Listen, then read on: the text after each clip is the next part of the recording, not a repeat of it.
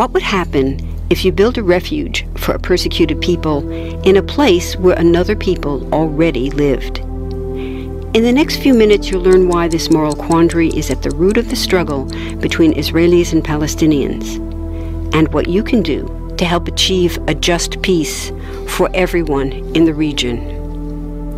First, there are a couple of things it's helpful to understand. One, many Jews fled harsh persecution in anti-Semitic Europe, especially the Nazi Holocaust. Zionists encouraged massive immigration to historic Palestine, at that time a British colony, where Jews had an age-old connection and where small Jewish communities had long existed among larger groups of indigenous peoples. But when the UN offered the Jewish immigrants the majority of the land for a new state called Israel, for the indigenous Palestinians who lived there, it was a massive destruction of life. They rejected the UN's partition plan, and several Arab states invaded the new state of Israel. Israeli forces essentially erased over 400 Palestinian villages and towns. By the end of the fighting, Israel controlled 78% of historic Palestine. And when 750,000 Palestinians who fled or were expelled during fighting tried to return to their homes where the new state now stood, they were permanently barred by the Israeli government. While over 100,000 of their relatives and neighbors who hadn't left became second-class citizens of the new state, along with the new Jewish majority. Today, Palestinian refugees and their descendants number in the millions. Most are in the Gaza Strip, the West Bank, and Jordan. Many are spread throughout the world, with millions still living in refugee camps, seeking to return to their homeland. To sum up, one group of refugees found a much-needed home, but in the process, a new group of refugees was created. Here's the second thing to understand. Israel was founded as a Jewish state. But now ask yourself, what exactly does that mean? People had lots of ideas about what a Jewish state should look like. Some called for equality for all citizens.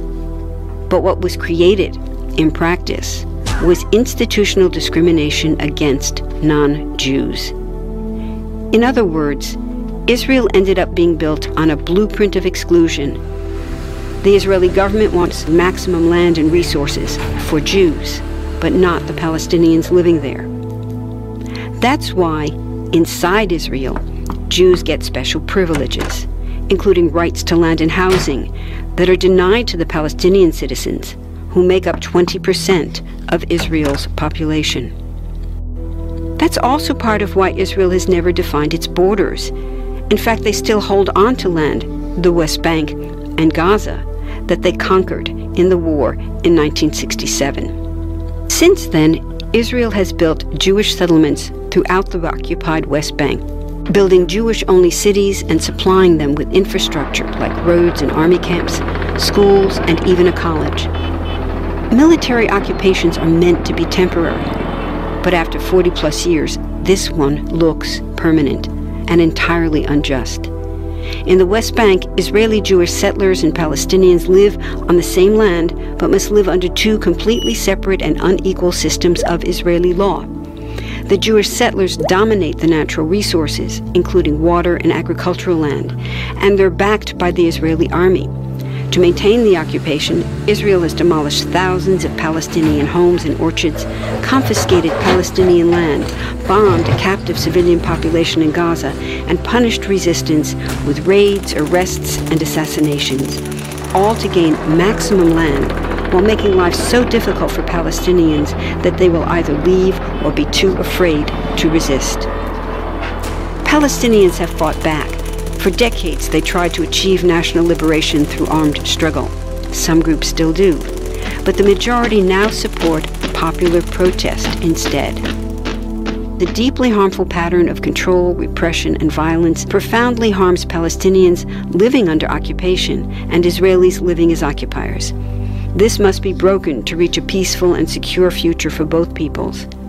Now that you understand the problem, what about the solution? What about peace talks?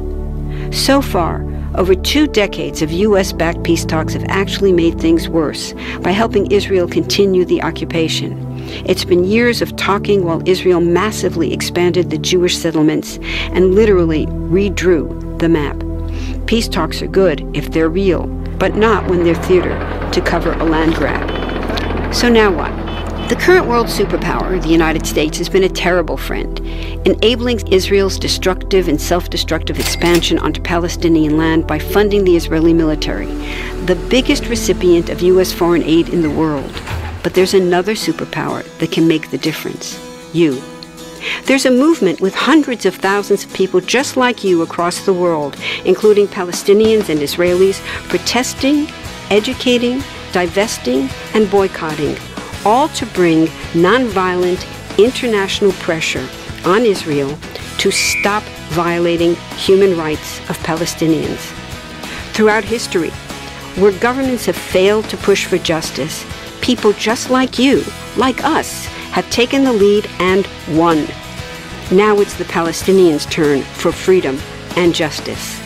We can pressure Israel to end the occupation and the discrimination.